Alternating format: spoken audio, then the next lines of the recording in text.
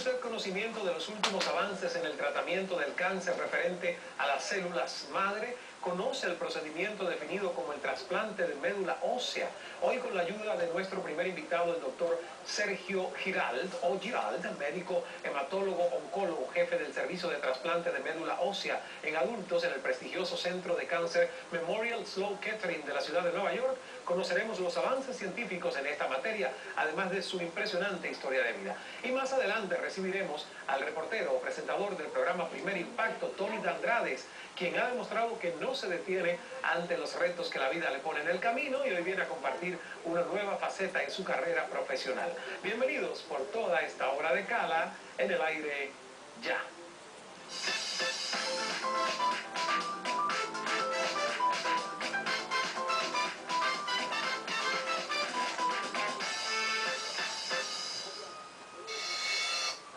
Saludos desde Miami, soy Ismael Cala, bienvenidos. Como siempre puede interactuar con nosotros durante esta hora utilizando redes sociales, en Twitter @Cala, en el resto de ellas nos encuentra como Ismael Cala. Tengo ya a nuestro primer invitado, el doctor Sergio Giralt o Giralt. Él me decía, bueno, de ambas maneras se puede usar. Bienvenido, doctor, es un placer que está en Cala. Ismael, de verdad muchas gracias por tenerme, es un placer estar aquí. En realidad, aquí me dicen Giralt, en la mayoría parte del mundo, particularmente en mi casa, me dicen Giralt. Exacto, entonces bueno, pues los dos son aplicables. Correcto. Pero Giralt es el original en español. El Giralt es original en español. Bueno, vámonos entonces por nuestro idioma materno, que es muy rico. Enseguida conversamos, doctor, pero tenemos siempre una reflexión a la apertura del programa. Y la de hoy tiene mucho que ver con uno de los temas de los que usted viene a crear conciencia, el tema de la donación. Así que le invito a escucharla, a ti también, porque es muy interesante. La ciencia ha hecho grandes avances en materia de trasplantes y el doctor va a hablarnos de eso. Y en muchos casos este procedimiento es la única esperanza que tienen los pacientes para recuperar su calidad de vida y, más importante, para salvar su vida. Sin embargo, los avances científicos de nada sirven si no hay quienes estemos dispuestos a dar el regalo de vida. Cuando somos donantes nos convertimos en la única alternativa que tienen muchos pacientes o personas para continuar compartiendo con sus seres queridos momentos, experiencias y detalles que cuando estamos saludables no apreciamos muchas veces porque los comenzamos a considerar rutinarios. Ser donante es estar dispuesto a dar una parte de nosotros mismos para que otra persona pueda ver nuevos amaneceres y cumplir sus sueños. Ser donante es dar esperanza y el regalo más importante es dar vida. Yo le pregunto, ¿se ha planteado la posibilidad de convertirse en donante? ¿Sabe que puede ser donante vivo? ¿Qué desearía que hicieran otras personas si quien necesita la donación puede ser usted o algún ser querido? Yo creo que estas son preguntas para uno hacerse y con eso quiero reiterar el agradecimiento a nuestro primer invitado de hoy, el doctor Sergio Giralt. Es médico, hematólogo, oncólogo, jefe del servicio de trasplante de médula ósea en adultos y posee el Melvin Berlin Family Chair en el prestigioso Centro de Cáncer Memorial Sloan Kettering en la ciudad de Nueva York. Doctor, lo primero es, ¿cómo podríamos definir el cáncer? Ismael, en realidad el cáncer es un grupo de enfermedades que se caracterizan por el crecimiento incontrolado de células que producen efectos ya sea por tumor o ya sea porque afecta el funcionamiento general del cuerpo.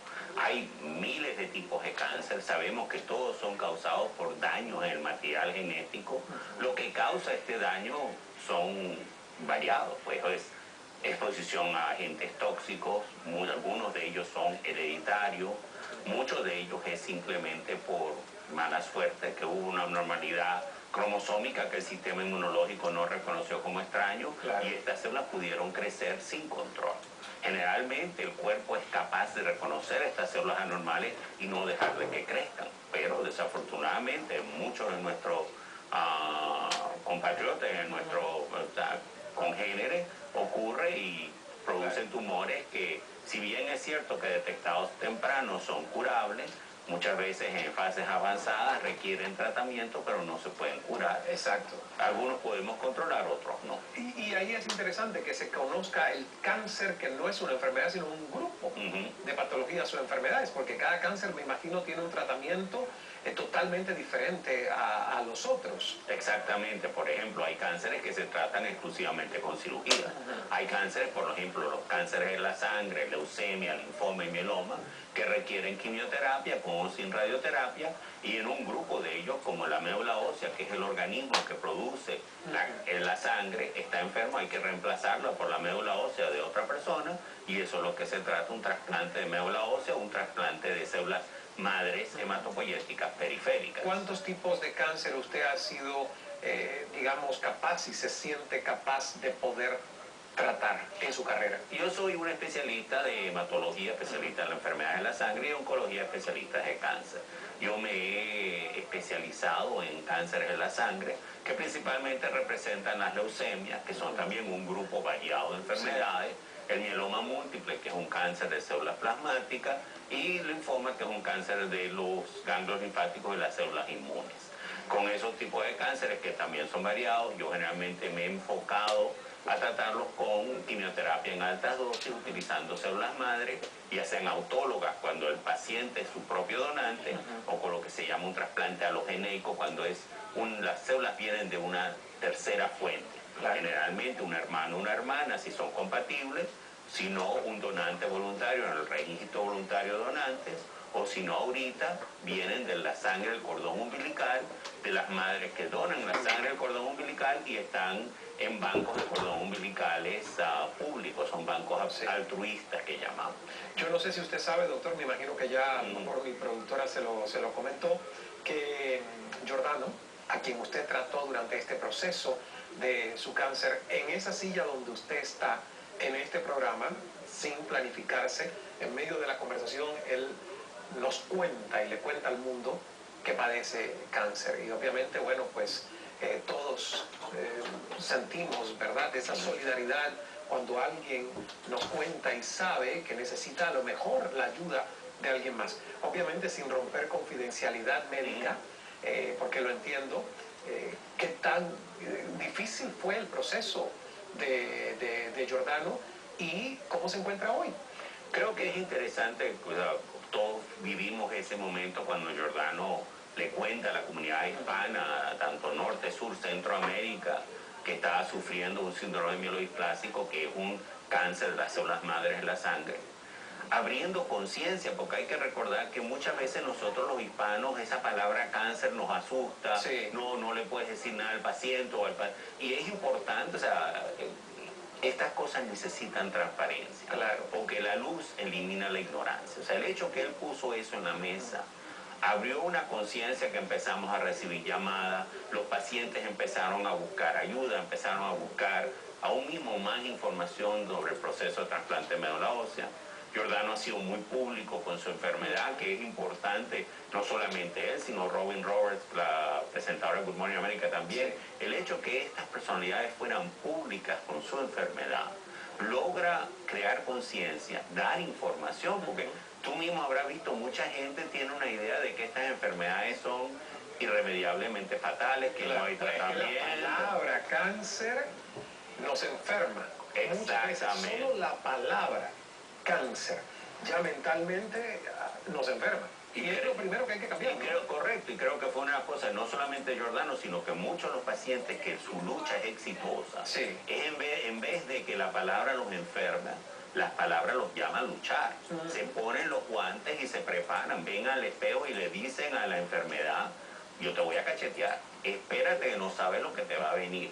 Y ese control, decir, bueno, yo voy a tomar las riendas de mi vida y no voy a dejar que la enfermedad me controle, cambia inmediatamente la situación. Y creo que Giordano, al mediar, hacer pública su enfermedad, hacer pública su lucha, se ayudó a su proceso de sanación. Gracias a Dios, como podrán ver, cualquiera que va para su Instagram, para su Twitter, sigue en su proceso de sanación y cada vez más incorporándose a su vida día a día. Él sí tuvo su trasplante y gracias a Dios le ha ido muy bien. En el caso de Robin Roberts, que también lo hizo muy público, y yo seguí junto con todo el público de Estados Unidos y más allá, no fue una sola vez, ¿verdad? Ella ha tenido varios... Bueno, ella tuvo un cáncer de mama y la quimioterapia del cáncer de mama trajo como consecuencia daño cromosómico a las células madre en la sangre, que generalmente generó un síndrome de mielodisplasia que requirió un trasplante de médula ósea. En cierto sentido, su médula estaba enferma y la logramos reemplazar con la médula de otra persona. Ella tuvo la suerte que tuvo su hermana Sally, presentadora de televisión también, que era donante compatible. Jordano no tenía donante dentro de la familia. Tuvimos la suerte de conseguimos un donante perfecto dentro del registro voluntario. Y yo creo que aquí vale la pena, doctor, que aprovechemos para elevar y crear esa conciencia de lo que decíamos en la reflexión de apertura del programa, de cómo nosotros podemos convertirnos, porque a muchas personas le da también terror decir voy a donar médula ósea. ¿Cuáles son los riesgos para el donante? Bueno, hay que recordar, en este momento en el Registro Nacional de Donantes hay 12 millones de donantes, de los cuales solamente 1 millón se describe como hispano. Para un paciente con leucemia, linfoma, mieloma que necesita un donante y no tenga un donante dentro de la familia, es mucho más probable conseguir un donante compatible dentro de su mismo grupo étnico. Entonces, para que un paciente hispano tenga más chance de conseguir un donante, tenemos que tener más hispanos dentro del registro, claro. El proceso de donación es relativamente fácil. Hay dos maneras. Uno es sí una cirugía, pero el paciente está bajo anestesia general. Estos son equipos quirúrgicos con múltiples experiencias. Los donantes todos salen diciendo que fue una experiencia maravillosa, porque fue la posibilidad de salvar una vida, de darle a otra persona, a otro ser humano, el chance de seguir adelante. Como dijiste tú, el chance de ver otros cumpleaños, otros bautizos, otros bar mitzvahs. Para la otra manera, que 75% de los donantes donan sangre. Se dan una inyección que se llama filgrastima, que hace que las células madres se muden de la médula ósea a la sangre y se colectan como si fuera una transfusión de sangre. Son las mismas células madres. Pero en el caso de médula ósea, que es en realidad la fuente que más conviene cuando el paciente es un bebé o un niño pequeño, para los adultos, particularmente para los adultos con enfermedades más avanzadas, a veces se prefiere sangre periférica porque la colección es más, la colección da más células y la recuperación para el paciente es más rápida. ¿Podemos esperar que muchos de estos tipos de cáncer en un futuro cercano sean tratables y curables? ¿Hacia allá va la medicina? ¿El cáncer podría ser curable en toda su extensión como malformación de células? Ismael, gracias a Dios, yo le puedo decir a toda la comunidad hispana que curamos muchos pacientes el día de hoy. Yo comparo los resultados en mi campo. Cuando yo empecé hace 25 años a hoy, curamos gente que antes ni siquiera tratábamos. Cuando yo comencé, la edad máxima para considerar un trasplante de médula ósea era 40 años. Ahora trasplantamos hasta los 75 y 80 años, que es importante porque muchas de las leucemias afectan a los pacientes por encima de 60 años más comúnmente que a pacientes jóvenes. Igualmente, antes si no tenías donantes dentro de la familia no podía ser trasplantado. Ahorita tenemos donantes para todos los pacientes que nos vengan. Bueno, la verdad que para nosotros es un honor y un placer tenerlo, doctor Giralt, en el programa. Vamos a hacer una pausa y más adelante voy a conversar sobre la historia de vida cuando regresemos del doctor Giralt, porque realmente en este momento es una de las autoridades en este tema. ¿Desde cuándo quiso ser médico? ¿Cómo comenzó todo esto? Y si se termina de aprender, que siempre uno dice, ¿verdad?, que el médico nunca termina de aprender. Yo creo que en la vida nadie termina de aprender nada. Gracias por estar en nuestra sintonía. Estamos de vuelta en Cala con el doctor Sergio Giralt, hematólogo, oncólogo, jefe del servicio de trasplante de médula ósea en adultos en el prestigioso Centro de Cáncer Memorial Sloan Kettering en la ciudad de Nueva York. El doctor Giralt fue honrado con el premio E. Don Thomas por la fundación The Bone Marrow Foundations, fundación que reconoce el trabajo médico en el campo de trasplante en Norteamérica. Y bueno, es interesantísimo todo este tema, pero lo hemos traído también para hablar de su perfil de vida, porque estamos orgullosos como hispanos, como latinoamericanos, de tener a alguien a ese nivel en estos campos. Y yo digo, ¿cuándo supo usted que ya quería ser médico? Típica pregunta, ¿no?, que se le hace a un médico, ¿no? Y bueno, yo tengo que confesar que yo sabía que quería ser médico desde la infancia. Entonces, típico cuento, jugaba con estetoscopio, quería ser. Pero en realidad la pasión empezó en bachillerato con un interés por la biología y las ciencias biológicas. Y yo me gradué en el Liceo Los Arcos, en Caracas, Venezuela. Tuve una educación fabulosa y profesores que me estimulaban y por supuesto el ambiente familiar de mi papá y mi mamá que me abrieron el camino para poder hacer lo que yo quisiera hacer. Estudié en la Universidad Central de Venezuela, donde tuve el honor y el privilegio de estar bajo manos médicas y profesores médicos únicos como el profesor Félix Tifano, que fue el doctor Gabaldón, que erradicó la malaria en Venezuela, la doctora Bessemar, el doctor Isaac Abadí, que para mí fue un mentor especial, que creo que fue la persona que te dio esa imagen de lo que es el médico internista, la persona que quiere estudiar no solamente para ayudar, sino para aprender, sino para mejorar el camino de mañana. Por, vamos a decir, razones personales muy únicas, decidí que quería proseguir a hacer mis estudios de posgrado en el exterior. Hice medicina interna, que era medicina general, en el hospital Good Samaritan en Cincinnati. Y después ahí sí fue que me di cuenta que quería entrar en un área que en aquel momento, un área que nadie quería hacer, que era tratamiento del cáncer. ¿Pero en algún momento estuvo en psiquiatría? Empecé con la idea que quería ser psiquiatra. Te había leído un libro que se llamaba ¿Cómo se hace un psiquiatra? Un libro muy interesante. Y de verdad que cuando uno empezó a ver psiquiatría, uno de los problemas es que todavía sigue siendo una ciencia en pañales, ahorita recién se sabe más. Y me pareció que iba a tener mucho más impacto y mucho más, que para mí iba a ser mucho más satisfactorio meterme en la oncología. Sentía que mi capacidad de ayudar como individuo iba a ser mucho más relevante, claro, en el área oncológica que en el área psiquiátrica.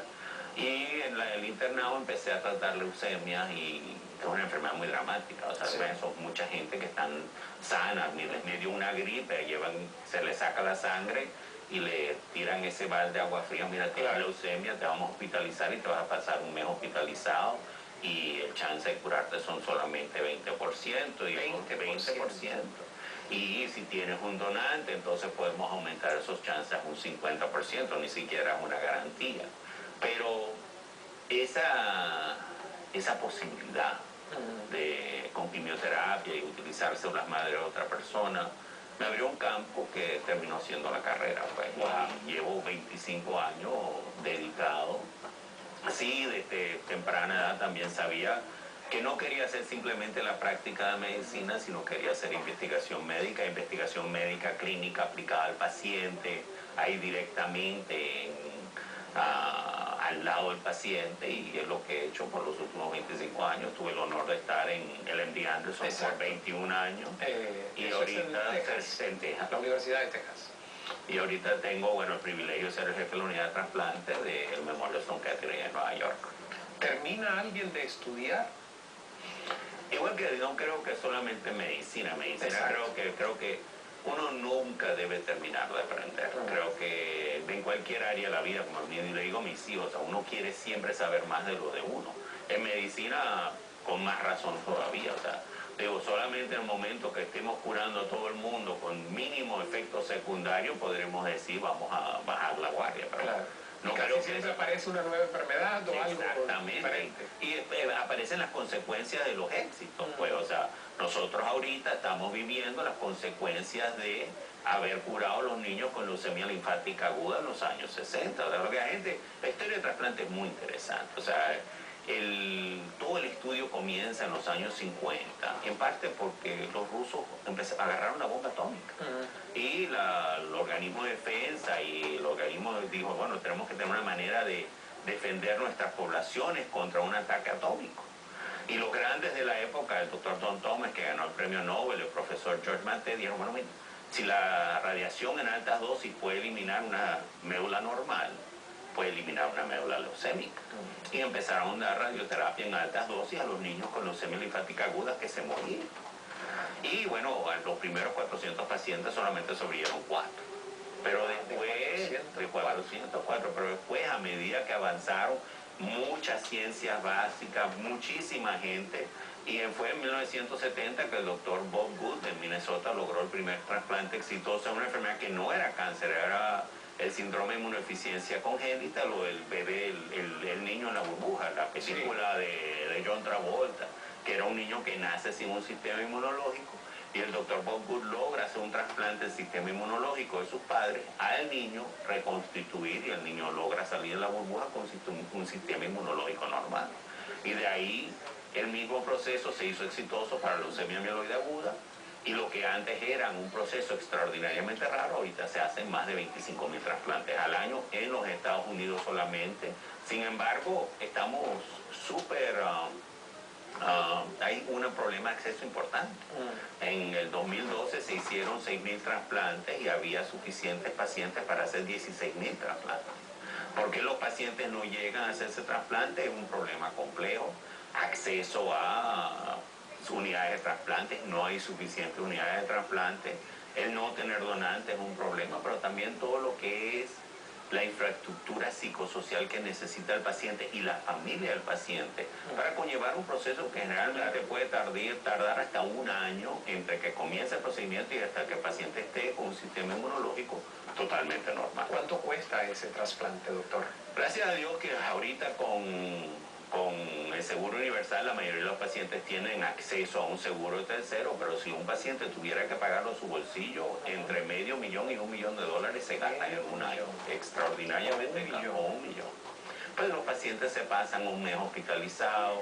Recuerda que la quimioterapia intensa les elimina el sistema inmunológico a cero, y para esto hay que mantenerlos protegidos, hay que darles antibióticos, muchos pacientes si no pueden comer hay que alimentarlos. O sea, que existe un tratamiento de soporte. Es un trabajo de equipo. Claro. O sea, yo no puedo hacer trasplantes solo. Tengo la bendición que tengo el mejor equipo de enfermería que me ayuda, mi equipo de colegas me ayuda, farmacólogos, trabajadores sociales, nuestras enfermeras especialistas y nuestros asistentes médicos que logran lo que es un proceso que cuando la gente lo ve dice esto es milagroso que funciona, pero el trabajo de equipo logra que funcione. Me encanta que usted haya utilizado la palabra milagroso, nos queda un minuto, pero en ese minuto yo quiero que alguien como usted, de su autoridad, y que además es investigador científico médico, me diga si cree en la medicina alternativa o la medicina holística para tratar muchos de estos tipos de cáncer. Tú sabes, Mike, que a mí no me gusta el término medicina alternativa, prefiero el término medicina complementaria. Porque la medicina alternativa sugiere que es uno o lo otro. Es cierto, sí. Y no creo que debería ser, creo que hay mucho papel para la medicina complementaria. Tuvimos ahorita el placer de visitar a un colega mío en Brasil, el doctor Auro del Giglio, que ha trabajado con el guaraná, que es una fruta típica, y ha demostrado que los extractos de guaraná son muy buenos para prevenir la fatiga, náuseas y vómitos. No hace falta ir más allá, el cannabis para las náuseas, vómitos y el apetito.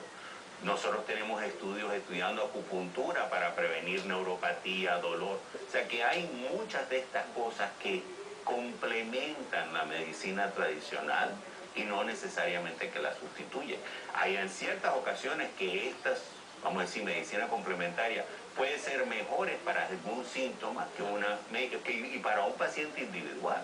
Claro que ahorita que estamos hablando tanto de la medicina personalizada, lo importante es ver para cada paciente individual cuál es la mejor manera de darle la mayor cantidad de vida, la mejor calidad de vida con el mínimo tratamiento necesario. Me encanta. Muchísimas gracias, doctor. Muchísimas gracias, la primera de muchas visitas que Dios lo quiera a este programa y éxitos, y que sepa usted que lo consideramos un orgullo hispano. Para mí es un placer estar aquí. Gracias. Muchas gracias.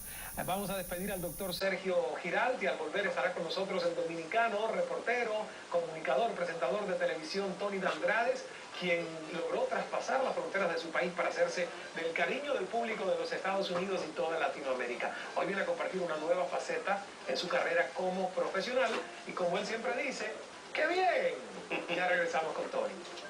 Gracias, doctor.